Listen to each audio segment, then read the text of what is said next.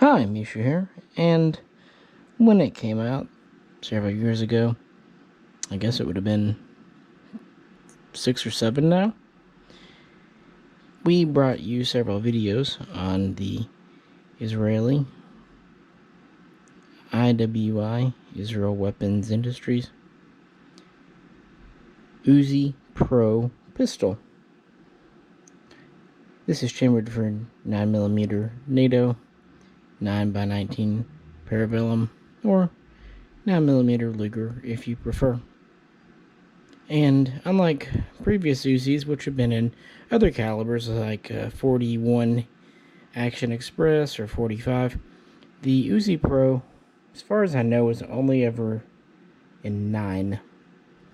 And there really were only 2 versions: the standard pistol and the same gun, but with a side folding arm brace unit. Had a barrel of 4.5 inches, iron sights, top and bottom Picatinny rails, side mounted cocking handle, Browning style grip, Browning style mag release on the grip safety, manual safety. It's an Uzi. Specifically, it's a modernized Micro Uzi or Uzi Pistol. And what a great little fun gun. And these were priced, quite frankly, pretty darn fair when they came out. You're looking at $850 or $950 with a brace. And they came with a couple of mags, a cleaning toolkit, a few other things, cardboard box. But considering this was the first Uzi from Israel that we'd had in over 20 years, it should have been a slam dunk. And it wasn't. So much so that now the Uzi Pro, according to IWI-USA, is discontinued.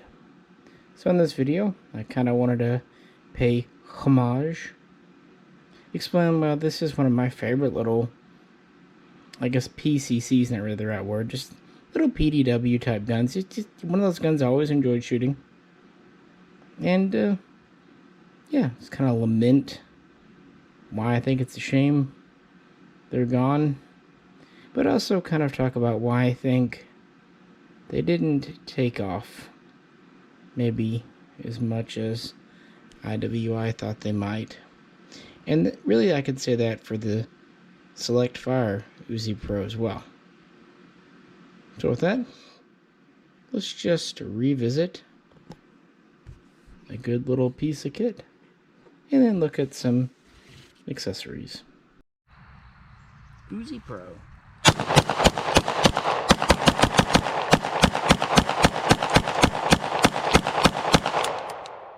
Little jackhammer.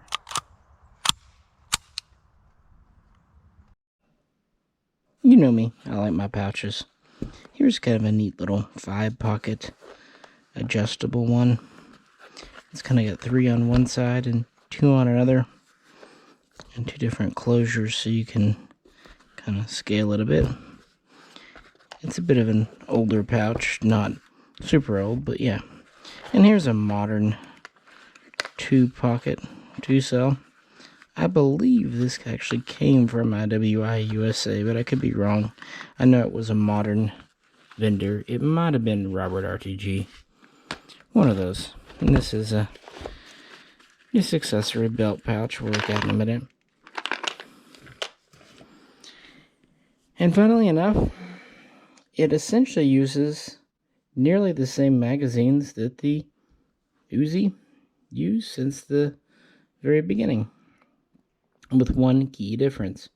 These now have a cutout for using the Browning style release, something Americans tend to want. Now the original Uzi submachine gun had a 25 round mag, Interestingly enough, the original mags had this spine in the back too. These are double stack, double feed. They have these little over insertion stops. And that was the main mag throughout the 50s.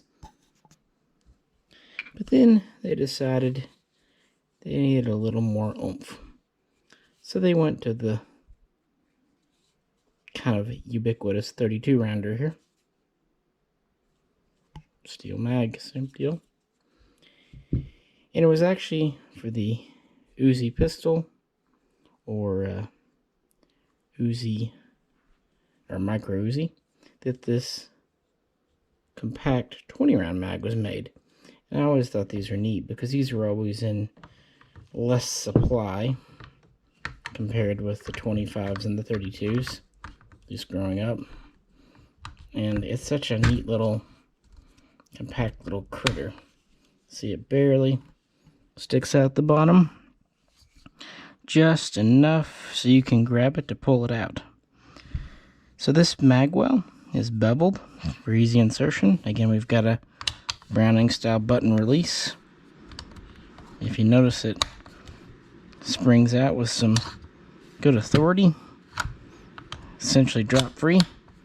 Now these don't have bolt hole open, of course, because they were made long before it. Like I said, we've got a 4.5-inch barrel. There's a small pick rail under here for SBRs or a submachine gun. IWI makes an attachment that kind of goes on here and makes a foregrip, and of course any foregrip would attach to if you SBR'd it. The top is stamped steel, and then on the top of the frame we have a pick rail plus standard notch rear iron and post. Of course, like I said, this hole is polymer on the bottom, and this polymer does serve the purpose of saving weight, of course. It also gives a much more ergonomic grip. It's thinner, less blocky, but our trigger is still metal, and our grip safety is much more comfortable.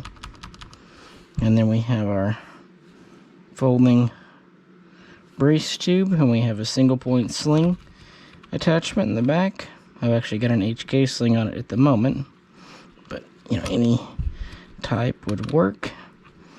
And these fold pretty easy. I don't know if I can do it on camera one-handed. I'm gonna set you down. Sling's in the way. See, I said it was easy, now it's just gonna fight me. This is how guns are. They're like children. Oh yeah. It's just gonna fight me, isn't it? Oh well.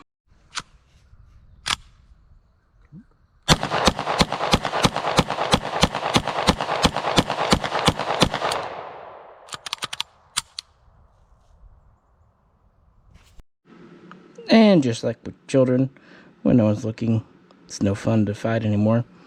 And it easily folds. Hey, as long as I've had this, at least you see it's still nice and tight. I'd rather have a little tight to fold than loose and goosey. So you see it's folded over here. Still gives you reasonable access to the trigger. Depends on which brace you have on. It doesn't stick out past the muzzle. Nice little package. It's under 10 inches. Typically you can fold it, or unfold it rather, quite easily. See, at least it operated there. Yeah, and it's, again, very stiff, which is good. And unlike the original Uzi, which had a charging handle on the top, this is on the side. That's just kind of conceived to be more ergonomic, and it allows for an optic.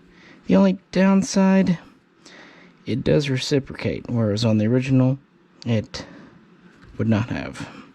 And we have a standard Uzi type safety here. Of course, if this were a machine gun, That would also be a selector. Having this polymer frame really does make it a light little gun. It's under 3.5 pounds, or about that. Not bad at all. Enough to be sturdy. And like most Uzis, it's pretty dirt simple.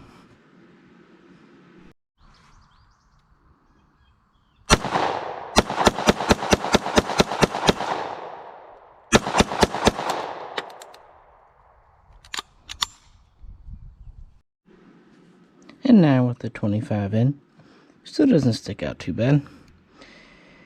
Now I did have a couple of the Uzi Pistols back in the day.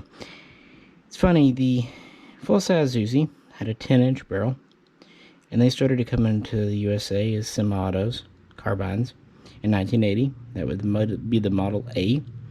The Model B, which had an out-of-battery safety, and it had the windage adjustable rear sight. Those started coming in 1983. In 1984, we started to get the Uzi Pistol, which was this gun's immediate predecessor. In fact, it was extremely similar, but it was, old school Uzi. Had the steel lower, still had the 4.5-inch barrel. Actually, the sights were near identical. It was still a top cocker. And of course, back in the 80s, there were no such things as arm braces. It also did not have a pick rail here, so even if you wanted to SBR it, couldn't just put a foregrip on. The only concession the Uzi Pistol had, it did have a squared off trigger guard with kind of the little notch, finger notch here.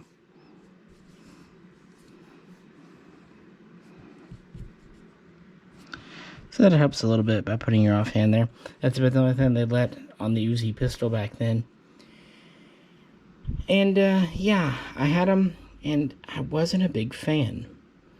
When you shot them, even though they were heavier than this anyway, they wanted to kind of jump up and twist to the right in your hand. And when I got this Uzi Pro, it kind of wanted to do the same. Although having the brace did help keep it controlled and safe. But still, it had a little bit of twist to it. But then I noticed that Robert RTG had this barrel. This has the 2 compensator ports, and they're great. Here's the original barrel. Same length, might be just a smidgen shorter, but not much. But this is just a round barrel. Nice barrel, cold hammer forged, but no compensating cuts. And I thought, you know what, the barrel wasn't too expensive. I was going to buy one, throw it in here, and see if it might help a bit. And it really does. With this ported barrel, compensated barrel, and this arm brace, this is just a very nice shooting gun. And that's when it really became one of my favorites. On top of all that, it was always just extremely reliable. It was not ammo sensitive, and the factory magazines were not expensive themselves, so you could afford to buy all kinds of extra mags. Here's the kit it came with. So why not? Didn't have to worry about secondary or used mags. Nothing fancy here. There is a sight tool, which is nice to have. Sectional cleaning rod, oiler, brushes. Honestly, nothing special, but it's nice that they at least gave you a little bit of a kit. The sight tool, nothing else is worth having.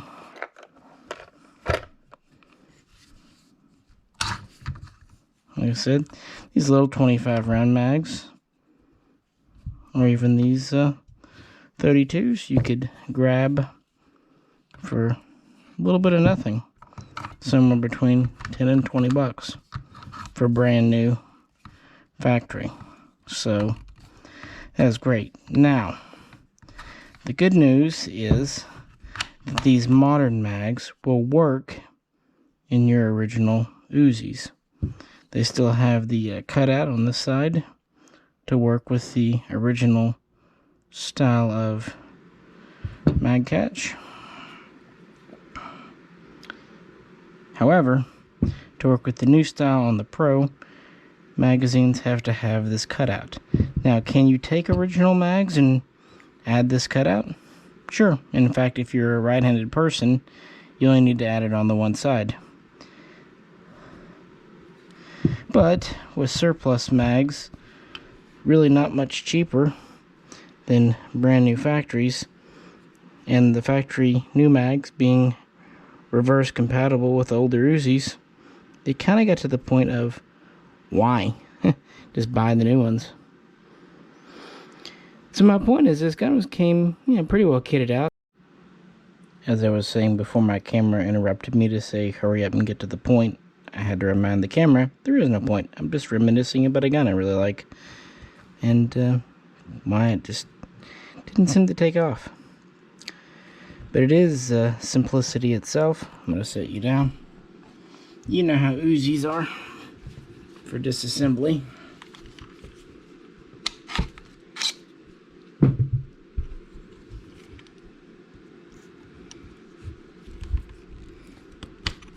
Top cover just comes right on off. Nothing fancy there. It is all metal though. And then we have our typical micro style guts. What's funny is the bolts so short in these, they actually have to inlet the top to let the charging handle. It's a holdover from the original. And that's it. Just guts and a trigger. Clicky clicky.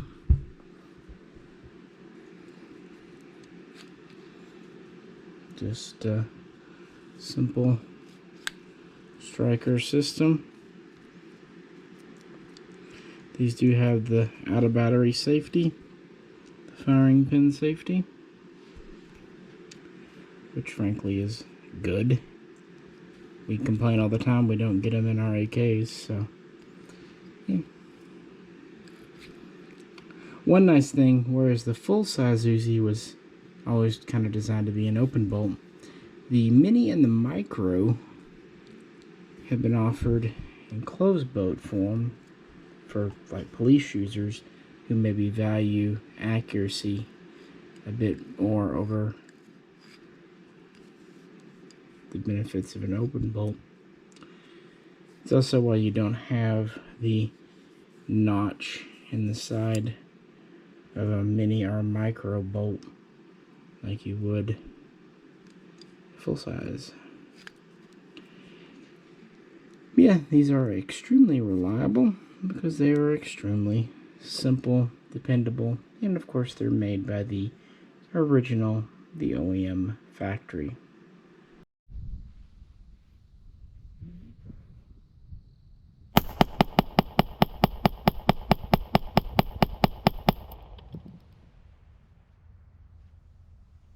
That's just too freaking cool. So with all the positive things I've said, and sincerely do feel, why is this discontinued? Why did people really not warm up to it? Well, the original Uzi Pistol was a bit of a compromise. It's kind of interesting. The Uzi Pistol came out as a civilian semi-auto in '84. The Micro Uzi submachinegun was actually based on the Uzi Pistol because private security kind of wanted something that small as a little PDW. So the Micro didn't come out till '86. And then in America, in '88, we got the Mini Carbine, the Mini Uzi Semi-Auto. Probably my absolute favorite design overall. It was kind of spoiled by the fact that it had a nearly 20-inch barrel. And then In '89, both the full-size and the mini were banned. The Uzi Pistol would actually continue to be imported in America essentially through '93, really up to the point of the 1994 assault weapons ban. But under the ban, it was too big and too heavy to really classify as a pistol. And again, sales had been pretty meh to begin with. So that was it. And then, of course, IMI turned into IWI, and it modernized much of its product line, as well as introducing the whole Tavor series. And in 2010, it introduced the Uzi Pro Select Fire, and then that was followed a few years later by the Uzi Pro Pistol here. And I think in a lot of ways, in the 80s, the Uzi was kind of popular because there were just not many military or police grade, for that matter, 9mm available. But in the 21st century, it had competition. MP5 clones, the Scorpion Evo 3, various AR-15 9mm, the SIG MPX, heck, even more recently, various AKs in 9mm. And while they did a good job of updating it, especially with this lower, and it really does make it more ergonomic and lighter, people wanting an Uzi really want that classic 10-inch steel lower Uzi look. So when they see this, they don't see the Uzi that they grew up or used in video games, even though at the heart of it, it's the exact same gun, even having very similar stampings on the receiver. They just don't really see what they want in it. So even though it might practically be a better gun, yeah. And again, having a 4.5-inch barrel does limit you. You're not going to get a whole lot more out of this than you would a pistol. Most pistols have a 4.5 or even 5-inch barrel. Handguns. The only thing this really gives you is a steadier platform because of having the basically fixed barrel. I mean, it is still QD, but when it's bolted on there tight, these are pretty accurate for what they are. And of course, again, it's easy to put a brace on, put regular mags in. And speaking of, even though factory mags are made available in 3 sizes and made very affordable, and even though original mags could be modified to fit, that little notch bugged a lot of people. A lot of people really wanted to be able to just take all their surplus mags and slam them in here. The thing is, at the same time, a lot of people wanted this kind of push button, reversible Browning style release. And the fact is, you physically cannot have both. It's an either or thing. I think IWI sincerely did their best, but that kind of gets to the point where you're just not going to please everyone. There's no way to do it. Another thing too, the triggers, they don't bug me. It's a military trigger. It's smooth. There's no grit at all. But it's also heavy. For one thing, you're letting go of a big old striker. I'm going to set you down so I can manipulate it. The bolt charge is pretty easy. Oh, I just whack you with the brace. Charge is pretty easy. To me, it's not a horrible trigger, but it does have a bit of a long reset. And when you're comparing it to, say, an AR-15 9mm or even an AK with a nice trigger in it, like an ALG, yeah, it's just not as good. Likewise, while it does have this top rail and it's sturdy, it is still a removable piece. So some would worry that it would not really hold complete zero. Now, to be fair, with a 4.5-inch barrel, 9mm, how much zero do you really need to hold? But still yet, it's not the most stable platform for an optic. Just saying. And like I said, these were only offered in 9mm, which by far is the most popular caliber. But you always got people that want 357 SIG, 45, or even some it's gonna do this to me all day. Or some goofballs who want 40 Smith & Wesson still. Alright, gun. Me and you are gonna have words. I don't know what's doing all of a sudden. Maybe I'm just tired. I didn't sleep last night, so there is that.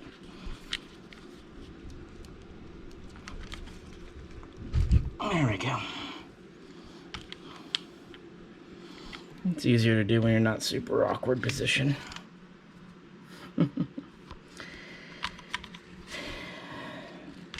And again, the price I thought was very fair, considering what pre-ban Uzis were going for, and heck, still are going for now.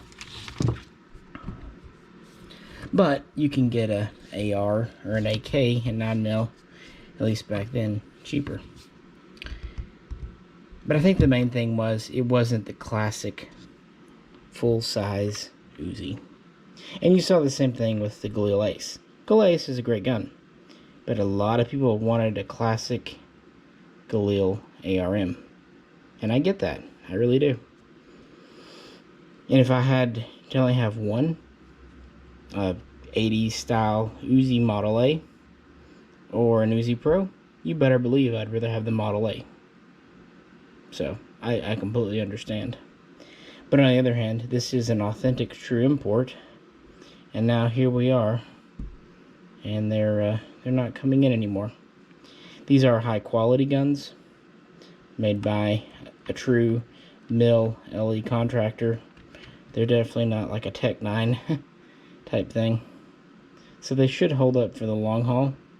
And I did look on the IWI-USA website, and they're still providing parts for these, like firing pins, extractors, springs, things of that nature. Even SBR kits, I believe. So, you know, if you have one, you might consider trying to pick up that stuff while it's available. Should be around for a while. And again, quite a bit of original Uzi stuff still will work, but still. Yeah, when I heard this was discontinued, it's been in the back of my mind. I want to do a video just reflecting back on the Uzi Pro. So what do you think?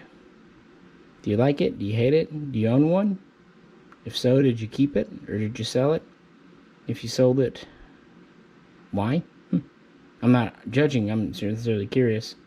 And more importantly, did anyone else ever try these compensated barrels? Because to my mind, that really greatly improved my shooting enjoyment of this little gun.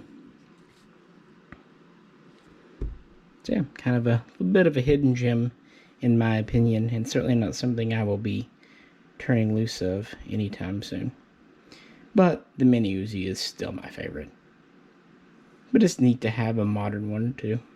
Speaking of modern, even though these have been on the market for a decade for military and police and Select Fire, I don't believe there have been a lot of takers. I mean, a few police departments have probably bought them, a few private security firms, and I know the IDF bought a handful for evaluation and to give to like special protection, but I don't believe there was ever a massive contract. But to be fair, they never really ordered many of the Micro Uzi either. They were mostly in for the Mini Uzi and the full size, because this is a very specialized weapon, and in Select Fire it has a crazy high cyclic rate. But yeah, just wanted to share with you. Appreciate you hanging out with a bit. If you have any questions or anything, feel free to post. And as always, if you could like, share, and subscribe. And if you'd like to help support the channel, please check out the link to the Patreon page. This is Misha, and I'll catch you very soon next time.